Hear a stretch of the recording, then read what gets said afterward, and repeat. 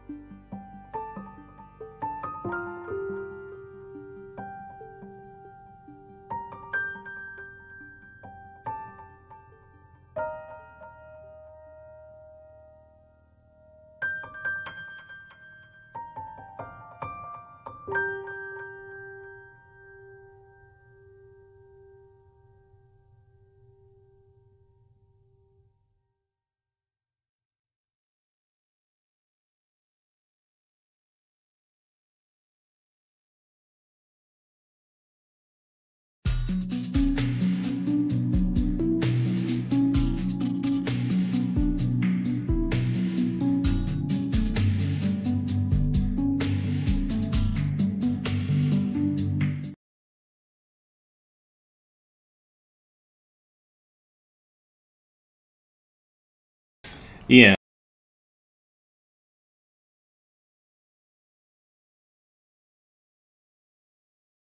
Done by Matt Rhodes, who's sitting right here with me, and he'll introduce himself. Hey, yeah, that's right. It's good to be back.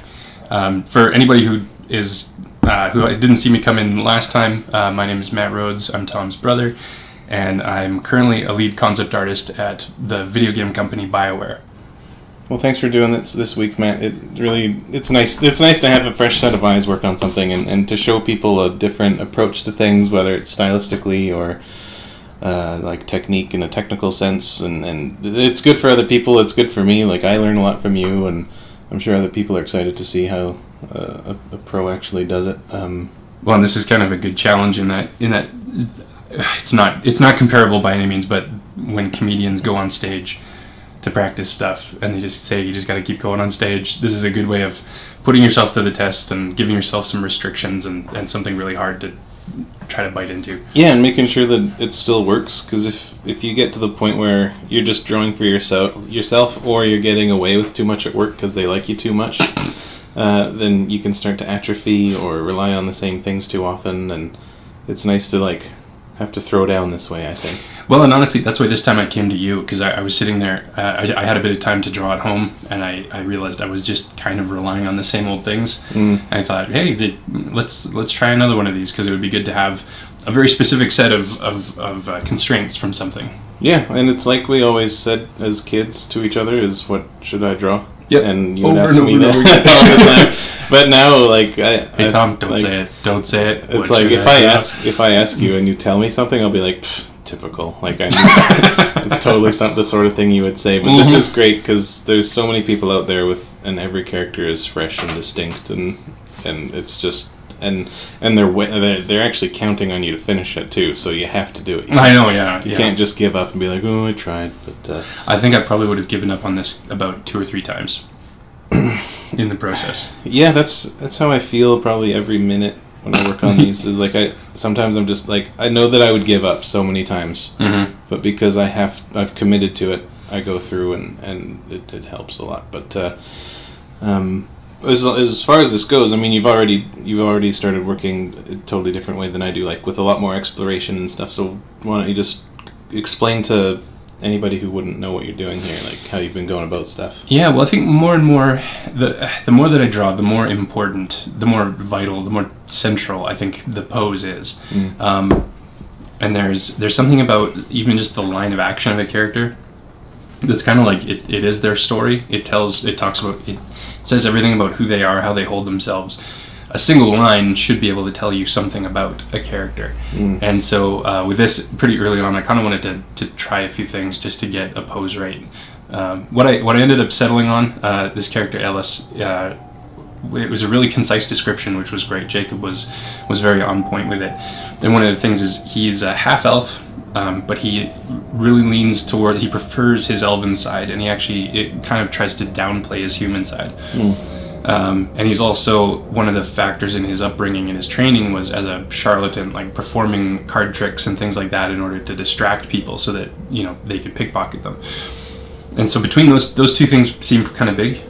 And as much as I was playing with poses, I kind of just tried to do literally both of those things, one with each arm. So one is he has a description of having shoulder length hair, but the idea of him pulling that back around his ears on a regular basis, just constantly, he would just sort of develop this habit of pulling the hair back around his ears just to really just show off that elvenness. Oh yeah. And then the other hand, just doing kind of like mid card trick, kind of flipping things around and cool. Showing things off. Yeah, I like the hand behind the ear. That's a good thing, like a tick. Like I remember, like I used to when I had long hair in college and I got it cut, I would still like for a few months afterwards, I would still like flick my hair back to get it out of the way.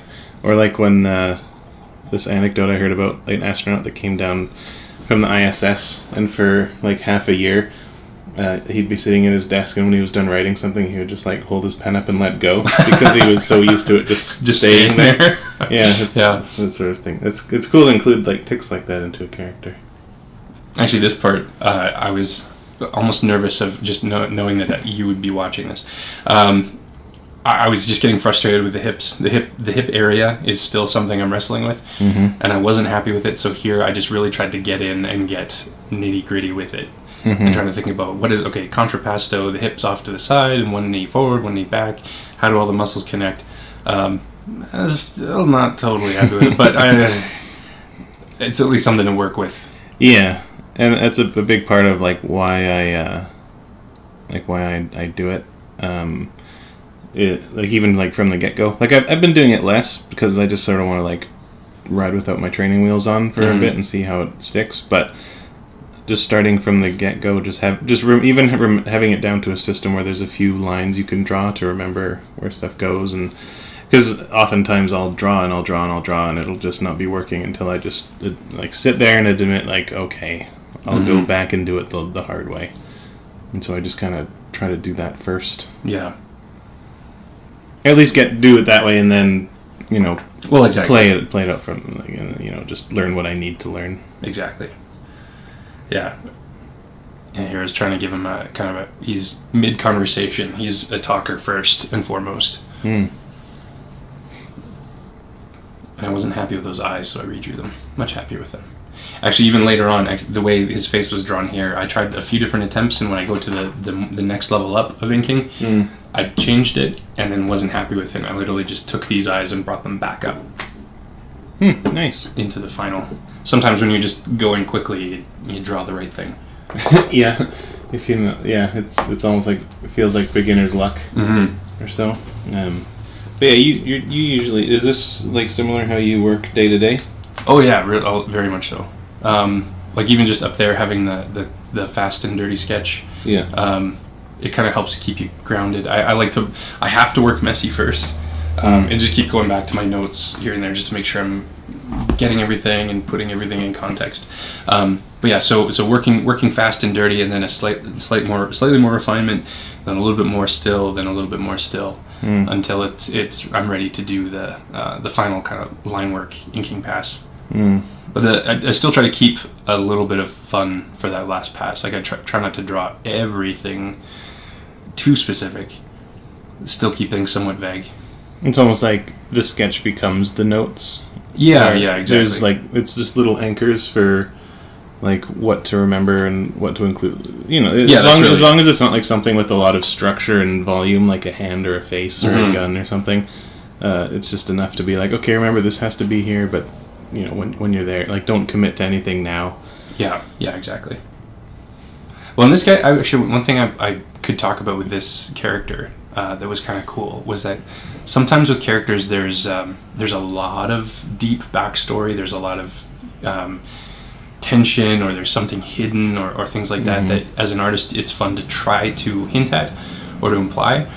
But the kind of cool thing about the character of Ellis is that Jacob's got him. He has some interesting stuff in his past. Like his father disappeared when he was younger. His mom raised him until he was 5, and then he was raised basically as an orphan pickpocket charlatan thief for the remainder of his life, and now he's kind of on a search for his father. That stuff's cool, but you get the impression from his write-up that he's also kind of fine. Like he's not tortured about it. He would like to find his father. He's learning about his past, but it's not like, oh, who am I? What's going on? And so yeah, he's not like Batman. He can actually like get over it. Yeah, so it was kind of fun in that sense, where as cool as some of that stuff in his past is, he really is just a kind of flashy, charming blabbermouth of a thief. Yeah. And so so he's very much, it was kind of about drawing the surface material, which was cool. So there was a pretty specific list of items and you know, weapons and outfits and things like that, trying to kind of knit them all together. Yeah. I think it could be said that like the higher or the more charisma a character has, the less about their true nature could be depicted visibly. Well, and there's an element of this character too that he likes disguise. In one of his past missions, they performed an opera for a corpse? No, for a ghost. I'm not sure. They performed an opera, and it kind of got them something special. So there's that element of performance and putting on a show. Okay, now these are weird. This is the weirdest I got. The boots. He has boots of springing. And my goofy little idea was that it would be boots that had all these straps and basically like bracers. It's almost like taking the same wood you would use in a bow and stringing them through the boots. So it's a little bit of extra spring and push for when you take those big leaps. Mechanically feasible, beneficial. I'm looking at it and it looks believable. Like it's almost like it's a little bit defense. Like it's a little bit. Yeah, like you could kick or block a sword or something with it, but it looks like it lines up. It's like a hybrid or like an overlaying of the Paralympic sprinter leg. Well, that's what exactly around the foot. Yeah. Cosplayers, go build this. Tell me if this works. Get back to it. It looks like it does. And if any of these sticks go shooting through your thighs or something like that when you should sit down, then don't. Yeah, you didn't hear it from us. So no, I'll delete the video. You can't prove it. Well, that's a cool idea. I mean, typically that would be like something like magical, and I would just be like, just make a neat looking boot and just, you know, it's enchanted. It's magic. I don't gotta explain anything. But that's a cool route to take, because like it physically, visibly feasible. Well, and it's funny too, because now I just realized I kind of went the opposite, because the one area where you would go crazy, maybe technical, is he has on the bottom of his left arm there with the cards. Yeah. He has a goblin fire breathing device gauntlet thing. And and I kind of made that almost more magical. Like there's a little fuel canister there with two barrels. Very, very, very simple. No explanation, not much detail there. But the boots I had a lot of fun with. Yeah. And what's with his other gauntlet with the scales there? So that is he has a set of blue dragon gloves, dragon scale gloves, and so I was thinking, I could imagine being in a fantasy setting. If you're going to make dragon scale gloves, the idea of preserving as much of the dragon as possible. So putting your hand through there, and I like he's a really high dexterity character. So kind of like with the last one I did, it's just keeping the fingers free, but preserving the claws so that they still have this kind of like, you know, he makes a fist and it's making claws, but then he can still do all of that detail work and pickpocket and do whatever he needs to do. Yeah, it'd be hard to reach into a pocket if he had big barbed knuckles. Exactly. It's a challenge, but yeah. And then this is starting up the inking layer, where it's kind of like the final drawing essentially, or the final drawing aspect of it. And he just looked just a bit shittier, he looked like a bit of a shittier person somehow. I don't know. It's like after doing this? Yeah, like the layer underneath, if I flash between it, there's something about the eyes that I drew the first time that just look a little kinder and warmer. A little bit more in keeping with that character. I'd have to look back and see, but... I'll redraw them and then you'll... Yeah, later on I just go in and redraw them. Oh, okay. After I start adding color. Well, that's like the paradox, or the curse of inking, is when you have a sketch and you have it's almost like quantum art, where like you have all of these all these possible lines, and your brain just is interpreting which one you like the most as being the real one. But then once you actually have to like decide on where is this line a particle or a wave, collapsing waveforms as you go. Yeah, then you're committed to one thing, and it even when you're the person drawing it, it's not the one that you saw. Yeah, never. And I don't know how to get around that other than just leaving it to pass, or just like letting it happen and just being like, you know what, it's out of my control. I'm just gonna figure out a way to ink that looks good and just go. I think a big element of it is just get it out there, because I feel like now I've done enough drawings. Actually, the last personal thing I did was a piece of Mist fan art, and there's a lot of stuff in there I don't like. It was an experiment, but just letting it sit in my on my computer for a while and not setting it just doesn't feel that useful. So it's like, okay, just put that out. Once it's out, then I can't change it. I can't Lucas it and like go back and redo it and send it out again. And so it just forces you to say, okay, well, I don't want to let that particular thing happen again, so I'm going to pay more attention next time, or I'm not going to do that technique, or I don't know. It's like keeping yourself accountable. Yeah, just like committing to it. It's like, if it's bad now, people are going to think it's bad in different ways than I do, and it's going to be bad now and forever, and I'll just improve anyway. So what's the big idea? Because even if you put something up that you like, you're going to think it's bad in a few months anyway. Yeah. Or like you'll be able to pick it apart as you go. So just put stuff up. Just get stuff out there. Like even to like a younger artist, just making things and putting them out there, not worrying about if people will like it. Don't worry about people overanalyzing stuff, even though all these videos are about me overanalyzing stuff. We know it ties into what you said earlier, actually, about finishing.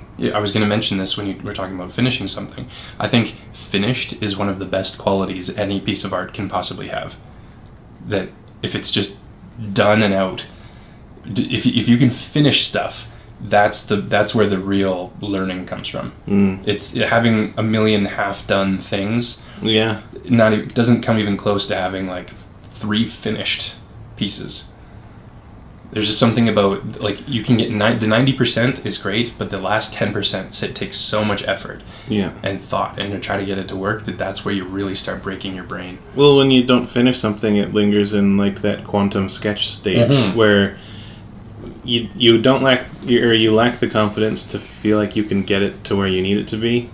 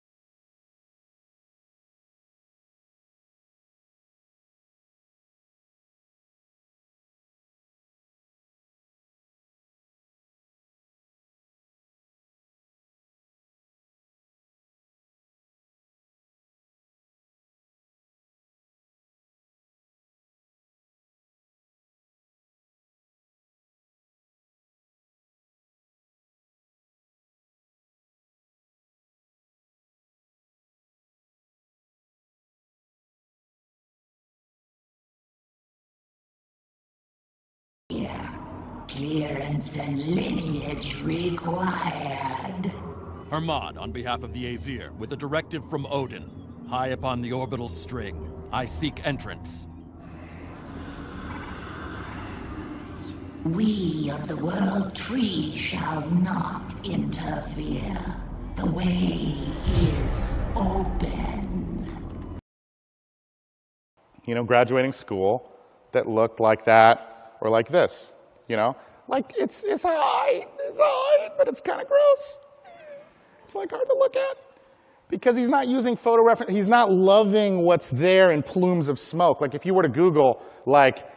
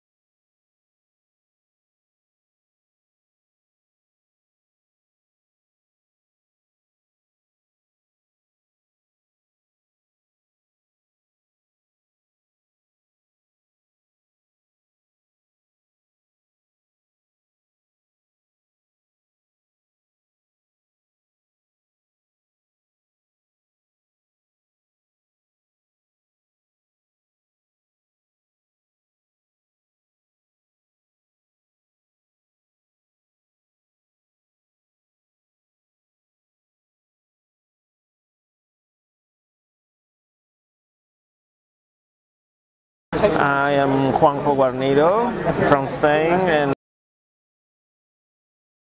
I am a comic book artist. I'm an animator too. Work for Disney several years, and now I do my own graphic novel for the in French and mostly for the French market, but it's been published. My book Black Sad, it's been published by Dark Horse. It's you can identify with this for the American market too. Love selling products on Gumroad. They have the best checkout experience, they have the best analytics, and the best way for you to interact with your customers. Here's the problem. Gumroad is great if you wanted to sell a zip file, an MP3, or a PDF, but what if you wanted to sell your WordPress content? Maybe it's an online course, or a private blog, or a membership site. The only platforms that supported this were expensive, sometimes up to $300 per month. What you really wanted to do is host your content on WordPress and then charge your customers using Gumroad, maybe as a one-time fee or as a recurring subscription, but without having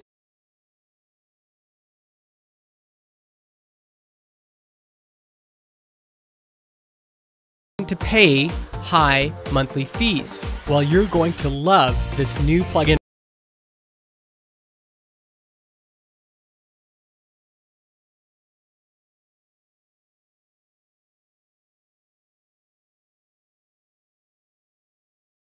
That's what I thought you said. Now let me offer this as a rebuttal.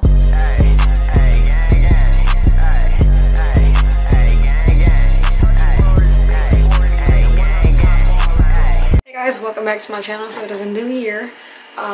Before I get started, I want to tell you that I am going to be uploading at least twice a week for the entire year. I'm not going to say I'm going to try. I'm going to upload at least twice a week. Because yeah, last year was just all over the place. I didn't film like I wanted to. It was just a mess. So we're going to make sure this year that we shoot out at least two videos a week. It probably will be more if I have any ideas, but just to start, it's going to be at least 2 videos a week. So yeah, Happy New Year's first of all. And as you guys know by the title, we're going to be talking about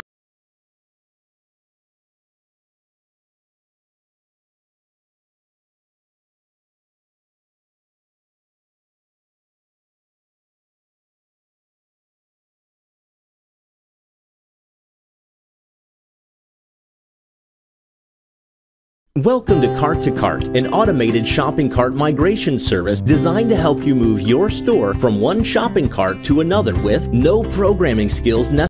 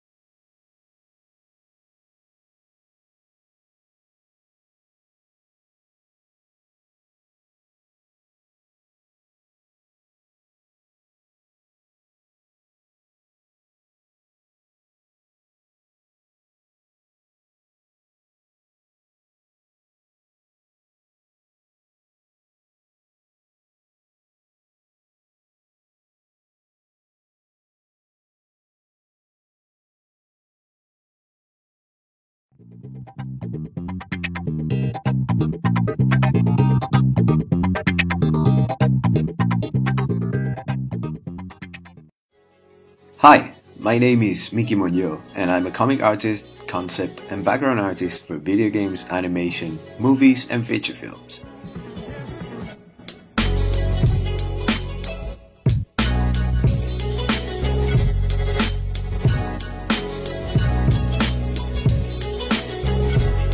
I joined the industry about 12 years ago, and through the years I gained experience in different fields, being my first job in the Spanish animated movie Nocturna.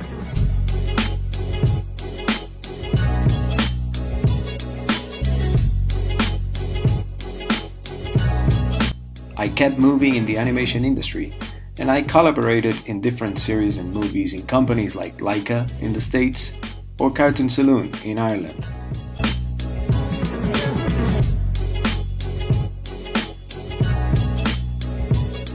I also collaborated with Pendulo Studios, creators of the runaway point-and-click adventure saga, or Revolution Software, which created the video game Broken Sword.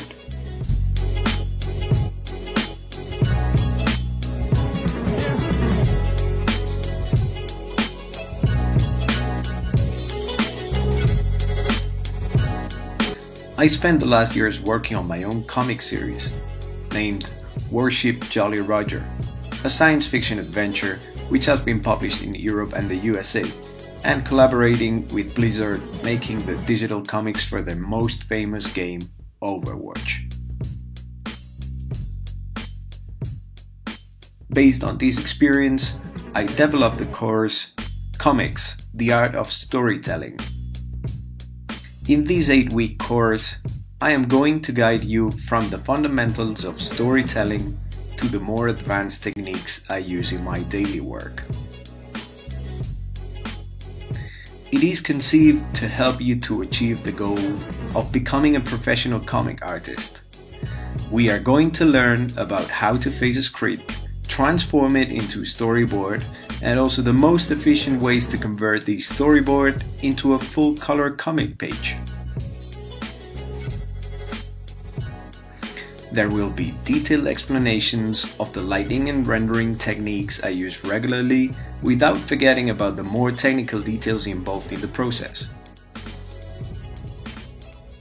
Other aspects will also be studied, like the best way possible to present a project to an editor, or which is the most adequate market you should aim based on your style and way of working. Finally, we will discuss about the use of social media to self-promote your job and become a well-known artist. This is a course designed for the ones who already have knowledge about the matter and want to learn and improve their skills, guided by someone who is already in the industry, and for those people who want to have an introduction to the comic process and they need help to start their artistic journey. Will you join me?